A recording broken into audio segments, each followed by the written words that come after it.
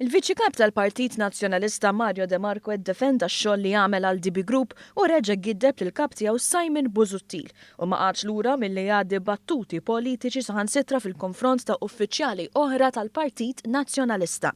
Dan meta ħasem fil-programm Extra f'mument fejn jinsab taħt pressjoni kbira fejn saħansitra nies fil-partit qed ikomplu jitolbuh jirriżenja. Fuq kollox, reġa' ħareġ ċar kristall li Simon Busuttil kien ilu jaf bix-xogħol ta' De Marco fuq il-proġett li se jsir fuq l-art tal-ITS.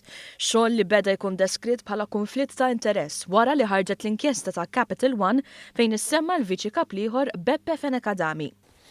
Meta mbagħad sussegwentement qisu lej Diċembru tal-2015 kien sejr żball, il-Gvern kien ħareġ is-sejħa għal proposti għall-iżvilupp tal-ITS u DB Group kien saqsina biex inkunu l-avukati biex bħala assistenza legali għal din is-sejħa l-proposti, essenzjalment jiena derli billi dak kien proġett tal-Gvern u pjuttost kbir, illi derli kelli nerġa' ngħid il-Dottor Busuttil illi isma' aħna avukati ta' DB Group. Hemm xi problema jekk Meta da qedlu bil-fom, qedlu bil-kidba? No, qatlu bil-fom. Qedlu bil-fom. Qatlu bil-fom. Ġifieri, u mhux kontestat, ġifieri Simon stess jikkonferma li iva jiena qatlu u kont qatlu l fuq minn sena ilu. Ġifieri kważi sena u nofs.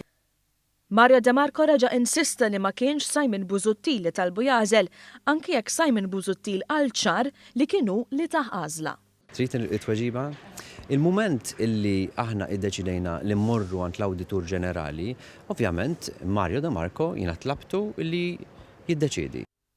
Minflok De Marco qal li kien Busuttil li qabel miegħu u mhux bil-kontra. Nipprova niċċara punt. Mela, mbagħad l-għada jienu Dottor Busuttil ukoll tkellimna u qabel miegħi ukoll illi iva l-aħjar sitwazzjoni tkun illi jiena nirrinunzja l-brief.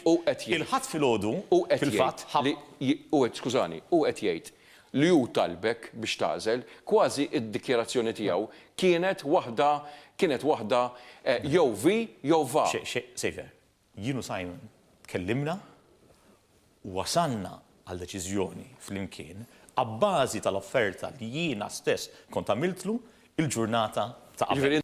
Mistoqsi dwar id-donazzjonijiet li DB Group kienu qed jgħaddu lill-Partit Nazzjonalista bħala parti mill-iskema Pagi PN, De Marco qal li ma kienx jaf bihom biex huwa t-tielet uffiċjal tal-Partit Nazzjonalista li ddistanzja ruħu minn dak li ħema Simon Busuttil. Jiena m'iniex involut fl-istrutturi tal-partit li għandhom x'jaqsmu għall-finanzjament tal-partit. Jiena l-Viċi Kap tal-affarijiet parlamentari. Jiena m'iniex involut f'dak li għandu x'jaqsam mad-donazzjonijiet. Ir-risposta għal dik hija inti ma kontx naf. F'mument fejn jinsab taħt attakk, Mario De Marco fakkar b'mod indirett l-attitudni ta' uffiċjali oħra tal-Partit Nazzjonalista. Kien ċar anke jekk ma semmihomx bisimhom. ċara kienet ir-referenza lejn dawk li daħlu għaċ-ċittadinanza b'investiment bħal President tal-Eżekuttiv tal-Partit Nazzjonalista Anne Fenech anke jekk tikkritika.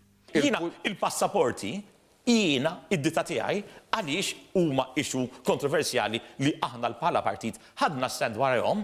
Aħna l-uffiċċju tagħna ħadna deċiżjoni ma nbijawhomx. Ġifieri, ara x'qed nipprova ngħid, ġifieri jiena anzi provajt nagħmel kollox korrettament. Fl-istess programm De Marco kien mistoqsi dwar Daphne Caruana Galizia u qal li jħossu mweġġa li tikteb u ddeskriva dak li kitbet bħala ħmerijiet.